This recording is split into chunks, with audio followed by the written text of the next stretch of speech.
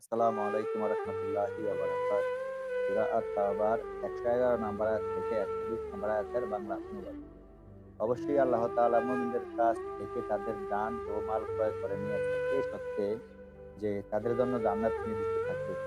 তারা আল্লাহর রাস্তায় জিহাদ করে। অতঃপর কখনো তারা হত্যা করে, কখনো তারা নিজেরা নিহত হয়।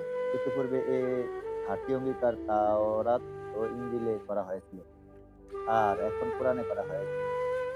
আর আল্লাহর চাইতে কে বেশি অঙ্গীকার পূরণ করতে পারে? অতএব তোমরা তার সাথে যে পয়ঃবৃত্ত সম্পন্ন করেছ তার সুসংবাদ গ্রহণ করো।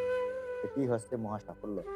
তারা তওবাকারী, ইবাদতকারী, প্রশংসাকারী, রোজাদার, রুকু ও সিজদা আদায়কারী, সৎ কাজের আদেশ দানকারী ও মন্দ কাজ থেকে নিবৃত্তকারী এবং আল্লাহর দেওয়া সীমাসমূহের হেফাজতকারী। আপনি মুমিনদেরকে সুসংবাদ দান করুন। নবী ও যারা ঈমান এনেছে তাদের জন্য এটাও ঠিক নয় যে তারা মুশরিকদের জন্য কখনো মাগফিরাতের দোয়া করবে। এমনকি যদি তারা তাদের ঘনিষ্ঠ আত্মীয় হয়।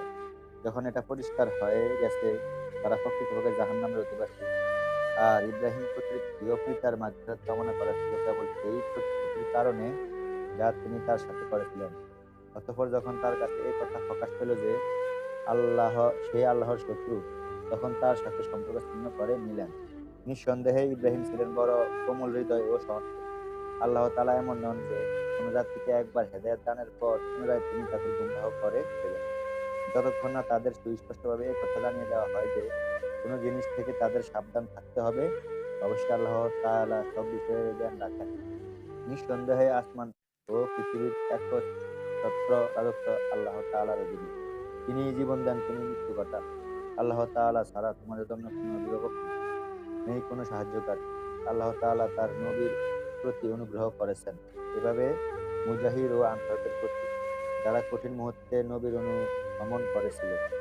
যখন তাদের এক দলের অন্তর ফিরে যাওয়ার উপক্রম হয়েছিল, অতঃপর তিনি দয়া পরবশ হন তাদের প্রতি। নিঃসন্দেহে তিনি তাদের প্রতি দয়াশীল ও করুণাময়। অপর তিনজন তাদেরকে পেছনে রাখা হয়েছিল। যখন পৃথিবী বিস্তৃত হওয়া সত্ত্বেও তাদের জন্য সব প্রস্তুত হয়ে গেল এবং তাদের জীবন দুর্বিষহ হয়ে উঠল, তখন তারা বুঝতে পারল যে আল্লাহ ব্যতীত আর কোনো আশ্রয়স্থল নেই। অতঃপর তিনি সদয় হলেন তাদের প্রতি, যাতে তারা ফিরে আসে। নিঃসন্দেহে আল্লাহ তাআলা ক্ষমাশীল ও পরম দয়ালু।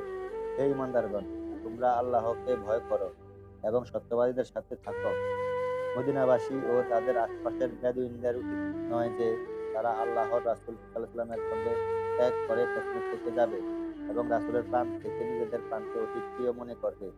এটি এজন্য যে আল্লাহর পথে যে তৃষ্ণা, ক্লান্তি ও ক্ষুধা তাদের স্পর্শ করে এবং তাদের এমন পদক্ষেপ যা কাফেরদের মনে ক্রোধের কারণ হয়। আর শত্রুদের পক্ষ থেকে তারা যা কিছু প্রাপ্ত হয় তার প্রত্যেকটির পরিবর্তে তাদের জন্য লিখিত হয় নেক আমল। নিঃসন্দেহে আল্লাহ সৎকর্মশীল লোকদের প্রতিফল বিনষ্ট করেন না। আসসালামু আলাইকুম ওয়া রাহমাতুল্লাহি ওয়া বারাকাতুহু।